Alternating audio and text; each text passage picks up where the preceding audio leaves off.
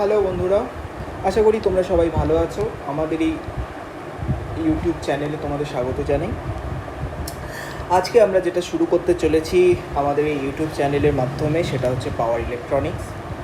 এটা একটা খুবই ইম্পর্টেন্ট সাবজেক্ট ফর গেটের জন্য, যারা বিটেকে আছো, সেমিস্টারে আছো, ইলেকট্রিক্যাল ইঞ্জিনিয়ারিং পড়ছো তাদের জন্য, এবং যারা ডিপ্লোমা পড়ছো তাদের জন্য। এটা সবার জন্যই খুব ইম্পর্টেন্ট সাবজেক্ট একটা, এবং খুবই ভালো একটা সাবজেক্ট। কিন্তু দেখা যায় মোস্ট অফ দ্য স্টুডেন্টের এটা কী হয়, একটু প্রবলেম থাকে, বুঝতে একটু অসুবিধা হয়। এতগুলো ফর্মুলা আছে, এতগুলো ডায়াগ্রাম থাকে, যে দেখেই একটুখানি ভয় লেগে যায় যে না, সাবজেক্টটা মনে হচ্ছে খুব কঠিন। কিন্তু অ্যাকচুয়ালি তা নয়, অ্যাকচুয়ালি খুবই ইজি একটা সাবজেক্ট, এবং এটাকে বোঝা খুবই ইজি। মানে কিছু যদি বেসিক নলেজও না থাকে, তা সত্ত্বেও এই সাবজেক্টটাকে ঠিকভাবে বোঝা যায়। যদি বেসিক একটুখানি নেটওয়ার্ক থিওরি বোঝে ছেলেটা, তাহলে এই জিনিসটা বুঝতে কোনো অসুবিধা হওয়ার কথা না। তার আগে আমি কয়েকটা কথা আমাদের চ্যানেল সম্পর্কে বলে রাখি, যে আমাদের এই চ্যানেলটা আমরা নতুন একটা চেষ্টা করছি আর কি, এই চ্যানেলটার মাধ্যমে, যে এই ইলেকট্রিক্যাল ইঞ্জিনিয়ারিংটাকে বাংলায় পড়ানোর একটা চেষ্টা। আসলে কি হয়, আমরা দেখেছি যে বেশিরভাগই যে সমস্ত ভালো ভালো এই অনলাইন কোর্সগুলো আছে, বা আমাদের যে সমস্ত ভালো ভালো ইউটিউব চ্যানেলে যে সমস্ত টিচাররা পড়ান, তারা বেশিরভাগই কী করেন, তারা ইংলিশ বা হিন্দিতে পড়ান। তো এখন বক্তব্য হলো আমার, যে যদি হিন্দিতে, আমার মাতৃভাষা না হয়েও যদি হিন্দিতে আমরা কোনো ইলেকট্রিক্যাল ইঞ্জিনিয়ারিং সাবজেক্টটাকে ঠিকভাবে বুঝতে পারি, তাহলে বাংলাতেও বোঝাটা সমানভাবে সম্ভব। যেহেতু আমাদের মাতৃভাষা বাংলা, আমরা ভাবি বাংলাতে, তো সেই জন্য আমার মনে হয় যে বাংলায় যদি এই সাবজেক্টটা পড়ানো হয়, তাহলে আমরা আরও সহজে সাবজেক্টটাকে বুঝতে পারবো।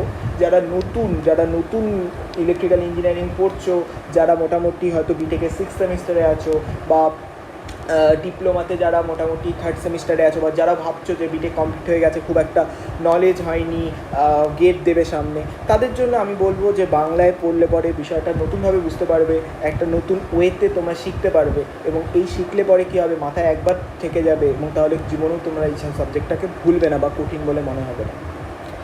আরেকটা কথা, আমাদের এই চ্যানেলের সাহায্যে আমরা কি করব, আমরা প্র্যাকটিক্যাল এক্সপিরিয়েন্সের সাথে আমরা এটাকে একটা কম্পেয়ার করার চেষ্টা করব।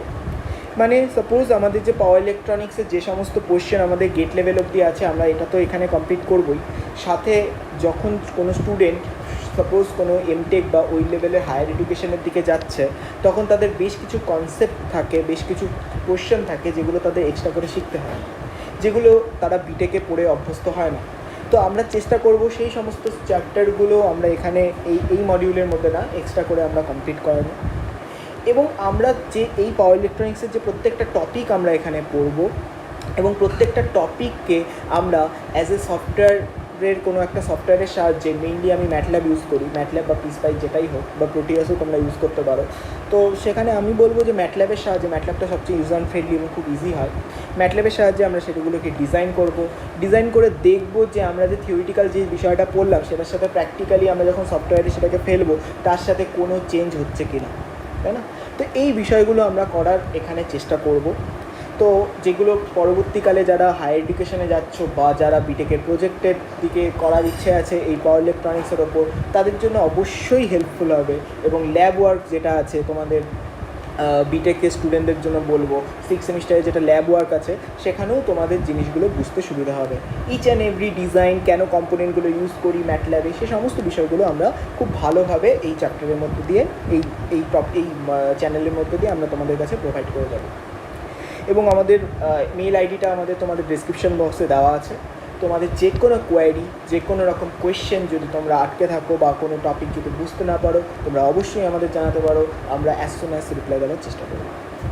তো যাই হোক, তো এখন সময় নষ্ট না করে আমরা পাওয়ার ইলেকট্রনিক্স টপিকটা সম্পর্কে একটু আলোচনা করি। পাওয়ার ইলেকট্রনিক্স, দেখো বিষয়টা একদম সিম্পল। এখানে দুটো নাম আছে, দেখো, পাওয়ার অ্যান্ড ইলেকট্রনিক্স। পাওয়ার মানে কি? পাওয়ার মানে আমরা নর্মাল কন্ডিশনে জানি, আর ইলেকট্রনিক্স মানে আমরা জেনারেলি যেটাকে আমরা অ্যানালগ ইলেকট্রনিক্স হিসেবে ব্যবহার করে থাকি।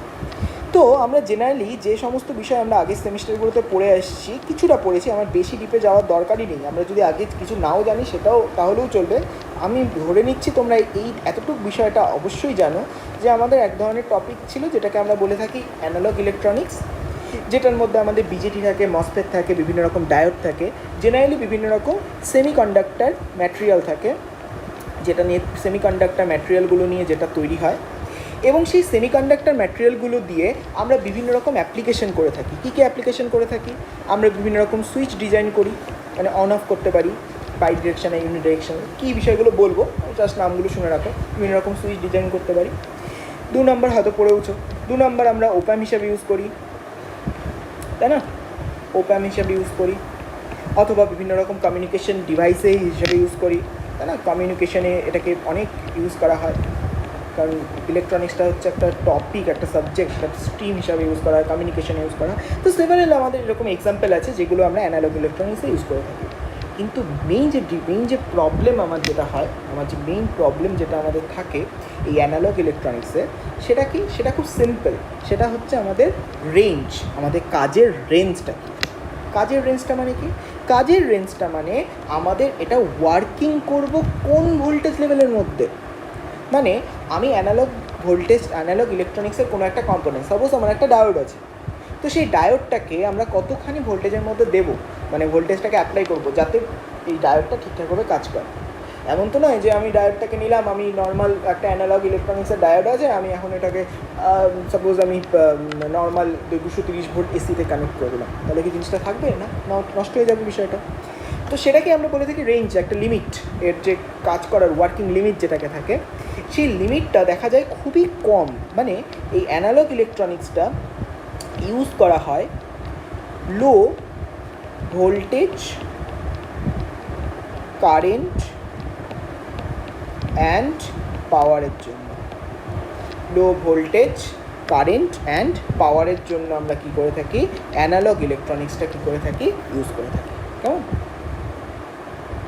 লো ভোল্টেজ, কারেন্ট এবং পাওয়ারের জন্য আমরা কী করে থাকি? অ্যানালগ ইলেকট্রনিক্সটা ইউজ করে থাকি। তো তাহলে ভোল্টেজের রেটিংটা কত থাকে? আমি এখানে ব্ল্যাকে লিখে দিচ্ছি। ভোল্টেজের রেটিংটা হয় বিভিন্ন মিলিভোল্ট থেকে মিলিভোল্ট টু ভোল্টেজের মধ্যে, বিভিন্ন ভোল্টেজের মধ্যে। সাপোজ 10 ভোল্ট, 12 ভোল্ট, তারও 20 ভোল্ট, 20 ভোল্টও হয় না, 12 ভোল্ট, 40 ভোল্ট, 40ও হয় না, 20 ভোল্ট, এরকম টাইপের ভ্যালুগুলো থাকে। মিলিভোল্ট রেটিংয়ের মধ্যে এটাকে করা হয়, মিলিভোল্ট থেকে ভোল্টেজের মধ্যে। কারেন্ট কী হয়? কারেন্ট মেইনলি মিলি অ্যাম্পিয়ারে থাকে, তবে কিছু কিছু ডিভাইসে অ্যাম্পিয়ারেও যায়। পাওয়ার কতখানি হয়? মিলি ওয়াট থেকে ওয়াটের মধ্যে হয়। ঠিক আছে? মিলি ওয়াট থেকে ওয়াটের মধ্যে হয়। তো এখন আমাদের এই মেইন প্রবলেম যেটা হচ্ছে, আমাদের আশেপাশের যে সিস্টেম, সেটা মোটামুটি কাজ করে 230 ভোল্টে, মানে হাই পাওয়ারে, হাই ভোল্টেজে। তো সেই হাই ভোল্টেজ ডিভাইসের মধ্যে তোমরা যদি একটা ফ্যান দেখো, বা কোনো একটা নর্মাল সাপোজ কোনো একটা ওয়াশিং মেশিন বা কিছু একটা দেখো, দেখবে তোমার রেটিং, বা একটা এসি সাপোজ তোমার বাড়িতে আছে, তো সেটার যদি রেটিং দেখো, তখন তো রেটিং দেখবে কত হাজার ওয়াটে থাকে রেটিংগুলো। তার মানে কি হাই পাওয়ারের ক্ষেত্রে, হাই পাওয়ার অ্যাপ্লিকেশনের ক্ষেত্রেও কি আমাদের অ্যানালগ ইলেকট্রনিক্সটা ইউজ করার দরকার হচ্ছে? কারণ অ্যানালগ ইলেকট্রনিক্স খুবই এফিশিয়েন্ট ডিভাইস একটা। কিন্তু আমরা এই লো ভোল্টেজ থেকে হাই ভোল্টেজে দিলে এই নর্মাল অ্যানালগ ইলেকট্রনিক্স ডিভাইসগুলো নষ্ট হয়ে যায়। তো সেটাকে ওভারকাম করার জন্য আমরা কি করলাম? আমরা কিছু কনস্ট্রাকশনাল চেঞ্জ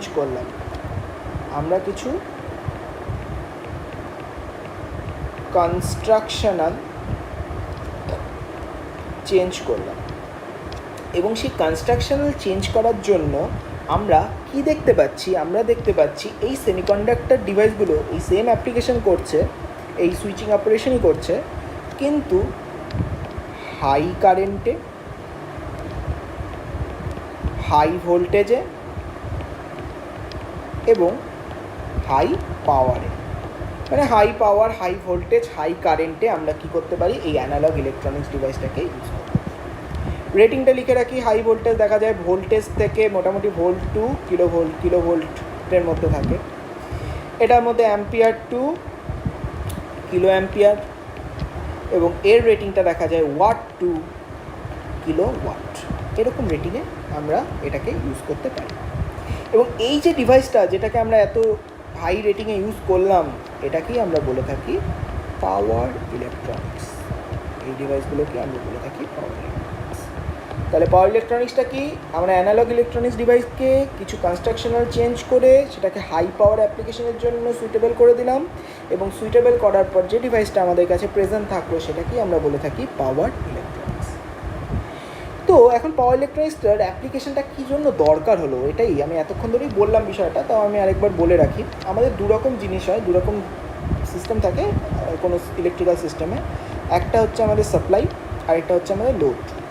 তো সাপ্লাইয়ের মধ্যে আমাদের মানে বাড়ির আশেপাশে কী সাপ্লাই আসে, যদি আশেপাশে তাকাও তাহলে দেখবে এসি সাপ্লাই থাকে, আরেকটা কী থাকে, ডিসি সাপ্লাই থাকে। এসি সাপ্লাইকে মেইনলি আমরা সিঙ্গেল ফেজ অ্যান্ড 3 ফেজে ভাগ করতে পারি।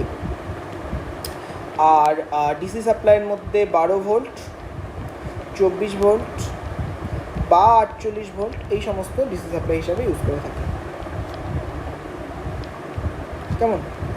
এখন লোড হিসেবে দেখো, লোড হিসেবে আমরা কী কী ইউজ করতে পারি। আমরা লোড হিসাবে বিভিন্ন রকম মোটর চালাই, তাই না? ওয়াশিং মেশিন হতে পারে, ফ্যান হতে পারে, টিভি, কম্পিউটার, তারপর মাইক্রোওয়েভ, এরকম সেভারেল কাইন্ড অফ জিনিস আমরা ইউজ করে থাকি। এছাড়া বাড়িতে আমরা ইনভার্টার ইউজ করি, কম্পিউটারে ইউপিএস ইউজ করি, তাই না? এরকম টাইপের আমরা সেভারেল জিনিস, প্রচুর জিনিসপত্র আমরা এখানে ইউজ করে থাকি। তো দেখা যায় মোটর ডিরেক্ট সিঙ্গেল ফেজেই কিন্তু রান করে, আমার কোনো প্রবলেম হয় না।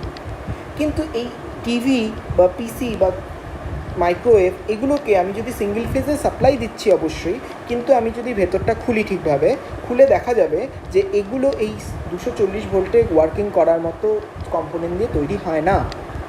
এগুলোকে তৈরি করার জন্য, এগুলোকে কাজ করার জন্য আমাদের বিভিন্ন রকম এক্সট্রা কম্পোনেন্ট অ্যাড করতে হয়, এবং সেই কম্পোনেন্টটাই হচ্ছে আমাদের পাওয়ার ইলেকট্রনিক্স। তাহলে তোমরা বলতে পারো পাওয়ার ইলেকট্রনিক্সটা কী জন্য ইউজ করা হয়? Power electronics is generally used for conversion and control of power। কোনো পাওয়ারটাকে কনভার্ট এবং কন্ট্রোল করার জন্য আমরা এই পাওয়ার ইলেকট্রনিক্সটা ইউজ করে থাকি। সাপোজ আমার কাছে এসি আছে, এখানে সাইডে এখানে লিখে দিচ্ছি, আমার কাছে এসি আছে। তো সেই এসি পাওয়ারটাকে সাপোজ আমাকে কী করতে হবে, ডিসিতে কনভার্ট করতে হবে। তাহলে কী করতে পারি, আমি ডিরেক্ট এরকম করে কনভার্ট করতে পারি কিসে, ডিসিতে। এখন ডিসিটা কী হতে পারে, ডিসিটা ভ্যারিয়েবলও হতে পারি, আবার ফিক্সডও করতে পারি। তো এই ডিসি ভ্যারিয়েবলই এটাই করা যাবে দুরকমভাবে, ফিক্সড ডিসিতে এবং ভ্যারিয়েবল ডিসিতে। মানে আমার কাছে নর্মাল এসি সাপ্লাই ছিল, দিস ইজ মাই সাপ্লাই। এই এসি সাপ্লাইটাকে ডিসিতে কনভার্ট করে নিলাম, এবং সেই ডিসি সাপ্লাইটা অনেক সময় ফিক্স থাকে, মানে সবসময় 10 ভোল্ট ভ্যালু থাকবে, মানে এরকম টাইপের 10 ভোল্ট, মানে এটা আমার যদি ভোল্টেজ হয় সবসময় 10 ভোল্ট থাকবে সাপোজ। আবার ভ্যারিয়েবল ডিসি দেখা গেল আমার 10 থাকলো 0 থাকলো, 10 থাকলো 0 থাকলো, ভ্যারিয়েবল আমি ইচ্ছা মতো করে চেঞ্জ করতে পারি, এটাকে বাড়িয়ে দিতে পারি, ঠিক আছে? মানে এখানে 10 থেকে আমি ভ্যারিয়েবল ভ্যারি করতে পারবো ভ্যালুটাকে, ঠিক আছে? তো সেরকম টাইপের কাজও আমরা এটার সাহায্যে করতে পারি। তো এইরকম ডিভাইসটাকেও আমরা কি বলবো, এটাকে আমি এক্সাম্পল হিসাবে লিখছি, এটাকেও আমরা কি বলতে পারি, পাওয়ার ইলেকট্রনিক্স ডিভাইস। এটাকেই বলা হয় চপার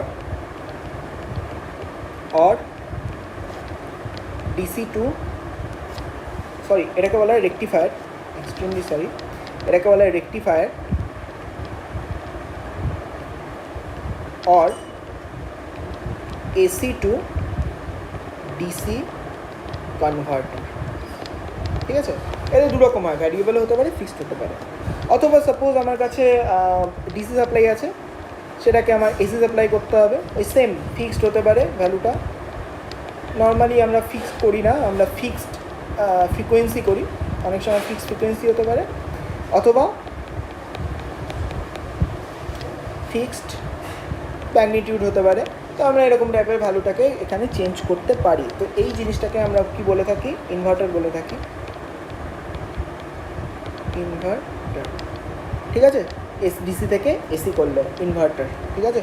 তো এটা অ্যাকচুয়ালি ফিক্সড ডিসি বা এসি এটা লেখার দরকার নেই, কারণ অ্যাকচুয়ালি ডিসি থেকে এসি হয় সেটাই ইনভার্টার। এটা হচ্ছে ডিসি থেকে এসি করলে এটাকে ইনভার্টার বলতে পারি।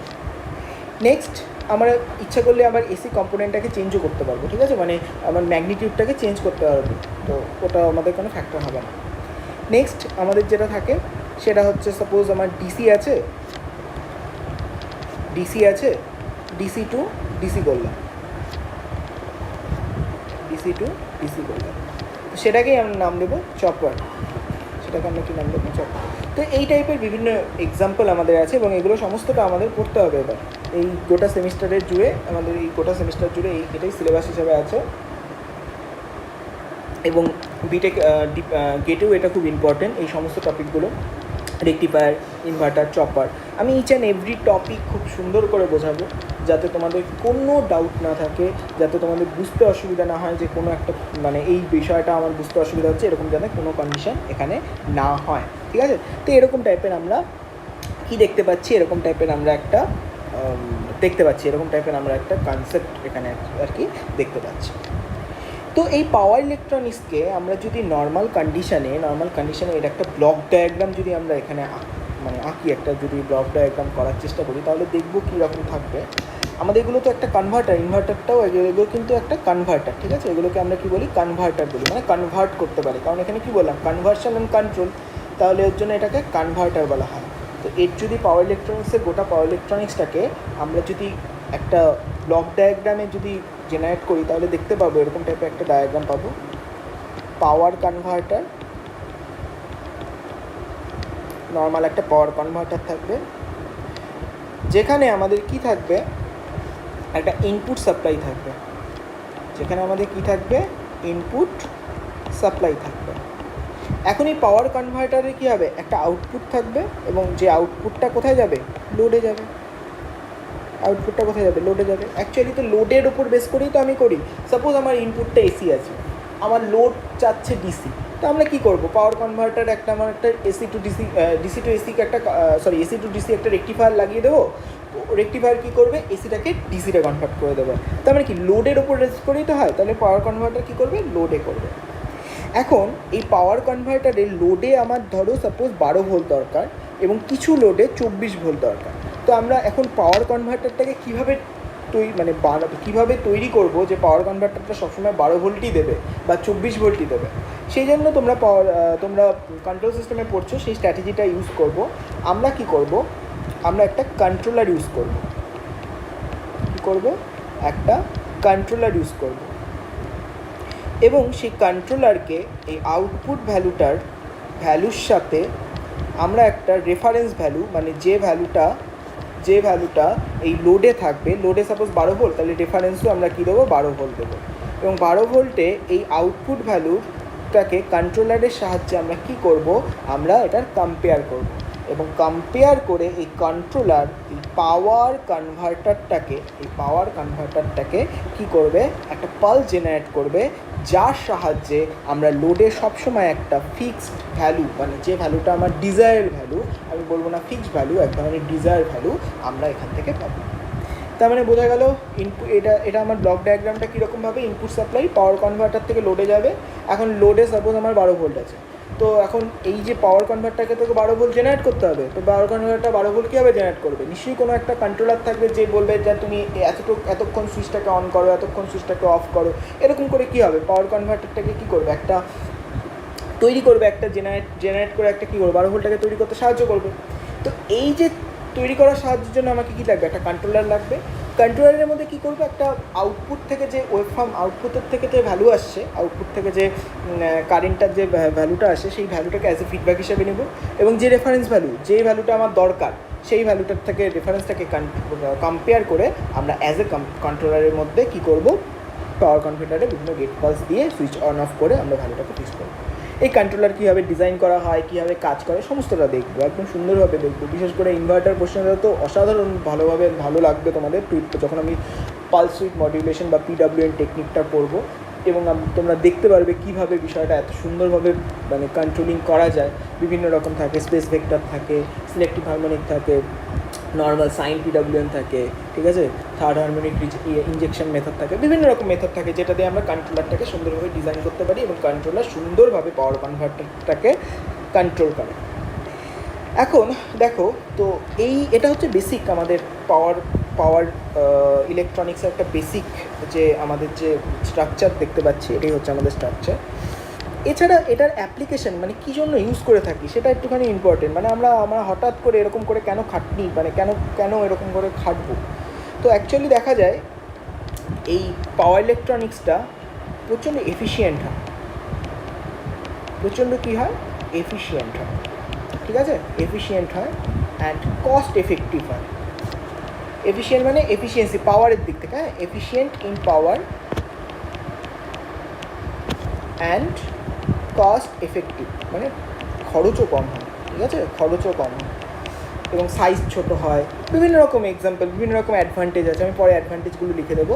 মেইনলি পাওয়ার এফিসিয়েন্ট হয়, মানে পাওয়ার কম কম আর কি, এফিসিয়েন্সি লেভেল হাই হয়, মানে ইনপুট পাওয়ারে যা দেবো আউটপুটেও তাড়াতাড়ি সেটাই আসবে, তাই না? তো সেটাকে আমরা বলতে পারি পাওয়ার এফিসিয়েন্ট, ঠিক আছে। কস্ট এফেক্টিভ হয়, কস্ট কম আসে, ঠিক আছে। তো এরকম টাইপের আমরা বিষয়টাকে আমরা দেখতে পাচ্ছি। এখন আরেকটা জিনিস একটুখানি বলে রাখি, যে নর্মাল কন্ডিশানে আমাদের যে পাওয়ার সাপ্লাই যেটা আছে, সেটা আমাদের জেনারেল কন্ডিশনে পাওয়ার সাপ্লাইকে দু রকম ভাগে ভাগ করতে পারি। এটা যা জেনে রাখো, কারণ এটার উপর রেসপেক্টের বেস করেই পাওয়ার ইলেকট্রনিক্সটা চলবে, তো টার্মগুলো একটু জেনে রাখা দরকার। সেটা হচ্ছে পাওয়ার সাপ্লাইকে দুভাগে ভাগ করা যাবে। একটাকে বলবো লিনিয়ার পাওয়ার সাপ্লাই, আরেকটাকে বলবো সুইচ মোড পাওয়ার সাপ্লাই। মানেটা কি? মানেটা হচ্ছে আমরা অ্যানালগ ইলেকট্রনিক্সের যে পাওয়ারটাকে সাপ্লাই করি সেটাকে আমরা হচ্ছে লিনিয়ার পাওয়ার সাপ্লাই বলবো, ঠিক আছে। মানে আমার অ্যানালগ পাওয়ার ইলেকট্রনিক্সে যদি আমি বিজেটি ইউজ করে থাকি, সাপোজ আমি একটা বিজেটি ইউজ করে থাকি, একটু রিকল করো যে বিজেটিতে পড়েছো, বিজেটির দুটা রিজিয়ান থাকে, যে একটা active region, cut off region, তাই না? তো এরকম টাইপের এক ধরনের রিজিয়ান থাকে, বা স্যাচুরেশন রিজিয়ান, এরকম টাইপের রিজিয়ান থাকে। তো তোমরা যদি একটুখানি মানে মনে করার চেষ্টা করো, তাহলে দেখতে পারবে যে কোনো একটা বিজেটি এরকম টাইপের গ্রাফ হয় না, এরকম টাইপের একটা গ্রাফ হয়। তো এর মধ্যে এই রিজিয়ানটাকে আমরা অ্যাক্টিভ রিজিয়ান বলে থাকতাম, তাই না? অ্যাক্টিভ রিজিয়ান বলে থাকতাম, কাট অফ রিজিয়ান বলতাম এই এতটুকু জায়গা থেকে, এটাকে আমরা স্যাচুরেশন রিজিয়ান বলতাম। যাই হোক, তো আমরা অ্যাকচুয়ালি কী করি, আমরা অ্যাকচুয়ালি ওই অ্যানালগ ইলেকট্রনিক্সে ওই লিনিয়ার রিজিয়ানটার মধ্যে কাজ করাই। লিনিয়ার রিজিয়ান মানে কি, এই যে এই জায়গাটা, মানে যখন লিনিয়ারলি ইনক্রিজ হচ্ছে ভোল্টেজ অ্যান্ড কারেন্টের মধ্যে লিনিয়ার একটা রিলেশন থাকে, সেই জায়গায় অ্যাপ্লাই করে থাকি। তো সেই জিনিসটাকে আমরা বলে থাকি লিনিয়ার পাওয়ার সাপ্লাই বলে থাকি। এবং দেখতে পাচ্ছ এটা আমার ভোল্টেজ, এটা আমার কারেন্ট, ভোল্টেজের রেটিংটা দেখো এখানে খুব কম, তাই না, সামান্য। তো সেই জন্য লিনিয়ার পাওয়ার সাপ্লাই কোথায় ইউজ করে থাকে? অ্যানালগ ইলেকট্রনিক্সে ইউজ করে থাকে। অ্যানালগ ইলেকট্রনিক্স, আমি শর্টে লিখছি, অ্যানালগ ইলেকট্রনিক্সে ইউজ করে থাকে। এবং এটা কি হয়? অ্যাক্টিভ রিজিয়ানে ইউজ হয়। কোথায় ইউজ হয়? অ্যাক্টিভ রিজিয়নে। তো এই জন্য এই সাপ্লাইটাকে, পাওয়ার সাপ্লাইটাকে বলে থাকি লিনিয়ার পাওয়ার সাপ্লাই বলে থাকি। আর সুইচ মোড পাওয়ার সাপ্লাইটা কোথায় হয়? পাওয়ার ইলেকট্রনিক্সে হয়, পাওয়ার ইলেকট্রনিক্সে হয়। এবং এই পাওয়ার ইলেকট্রনিক্সে এটা কীরকমভাবে হয়? কাট অফ রিজিয়নে হয়। কোথায় হয়? কাট অফ রিজিয়নে হয়, বা স্যাচুরেশন রিজিয়নে হয়, কাজ করে আর কি ওই সুইচটা। মানে আমার যে বিজেটিটা যেটা আছে, সাপোজ এটা একটা বিজেটি ইউজ করা হচ্ছে, সো বিজেটিটা এটা কিসে হবে? অ্যাক্টিভ রিজিয়নে হবে, এবং এটা কিসে হবে? কাট অফ রিজিয়নে হবে। তো সেই জন্য এটাকে সুইচ মোড পাওয়ার সাপ্লাইও বলা হয়। সুইচ মোড পাওয়ার সাপ্লাই মানে এরকম সুইচ চেঞ্জ হচ্ছে, তাই না? এটাকে ওর জন্য সুইচ মোড পাওয়ার সাপ্লাইও এটাকে বলা হয়। বেশ, তো যাই হোক, তো তাহলে আশা করি এতটুকু আমরা সহজেই বুঝতে পারছি। তো এখন আমরা দেখব যে আমাদের এই চ্যাপ্টারটার মধ্যে আমরা কী কী পড়বো, সেটা হচ্ছে মেইন ইম্পর্টেন্ট, তাই না? কী কী পড়বো বিষয়গুলো, এবং অ্যাডভান্টেজ ডিসঅ্যাডভান্টেজ কী সেটাও দেখে নিই। আমরা এখানে এরকম করে মডিউলটাকে ভাগ করছি: ইন্ট্রোডাকশন, ঠিক আছে, B different kind of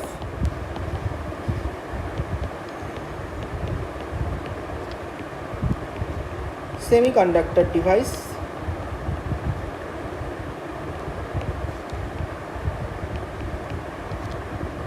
C different type of converter,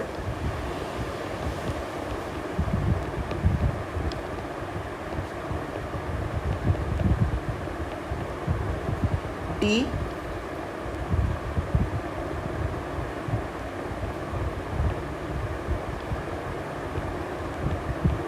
drives, ঠিক আছে, এইরকমভাবে ভাগ করছি। তো এখানে সবচেয়ে ইম্পর্টেন্ট যেটা, সেটা হচ্ছে এটা, এবং সবচেয়ে মানে খুব স্টুডেন্টরা খুব কনফিউজড হয় এই বিষয়টা নিয়ে, এবং খুব ইজি, জায়গাটা খুবই ইজি। আমি গ্যারান্টি দিচ্ছি জায়গাটা খুব ইজিভাবে হয়ে যাবে। তো এটাকে আমরা মোটামুটিভাবে কয়েকটা ভাগে ভাগ করতে পারি, যেমন AC to DC, DC to AC,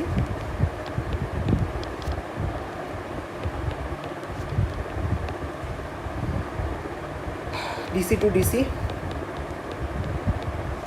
and AC to AC. ঠিক আছে, এই কটা ভাগে আমরা এখানে ভাগ করতে পারি।